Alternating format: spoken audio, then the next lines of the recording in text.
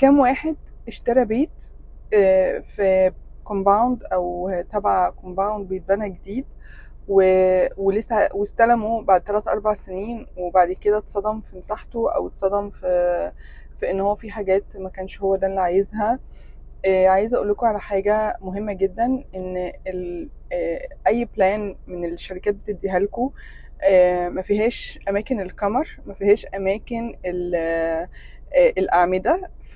فده انا اصلا لما حد بيجي يقول لي اوكي انا معايا بلان الشركه، برفض ان انا اعمل منه ديزاين، لان اهم حاجه عندي ان انا ابقى عارفه اماكن الكمر والاعمده فين.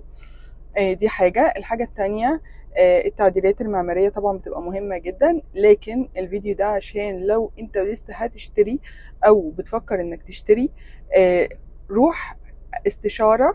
او دلوقتي انا برضو عملت استشارات للناس ان هي لو عايز تشتري بيت تقدر ان انت تقعد معايا واتكلم معاك، تعرف مني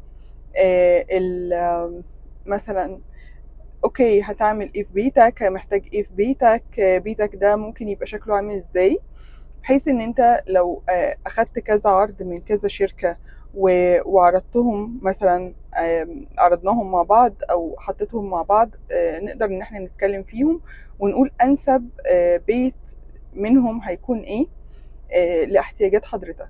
لان الناس كتير، الناس كلها مختلفة عن بعض مبدئيا، وكل واحد بيشتري بيت لغرض شكل. في واحد عايز يتجوز فيه، في واحد عايز بيشتري لابنه، في واحد بيشتري عشان يكبر بيته، هو اوريدي متجوز وعنده اولاد فبيكبر بيته، في واحد بيشتري عشان استثمار، والواحد ده كتير جدا.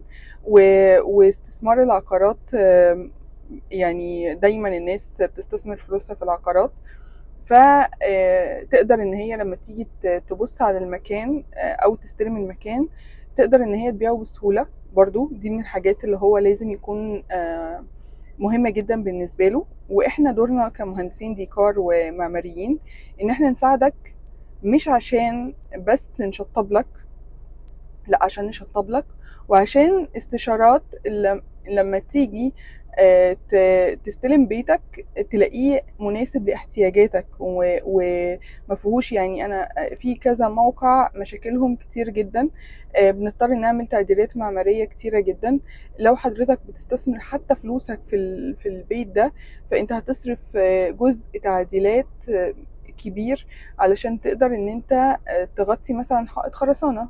ف احنا موجودين، تقدروا ترجعوا لنا تاني لو في اي استشارة.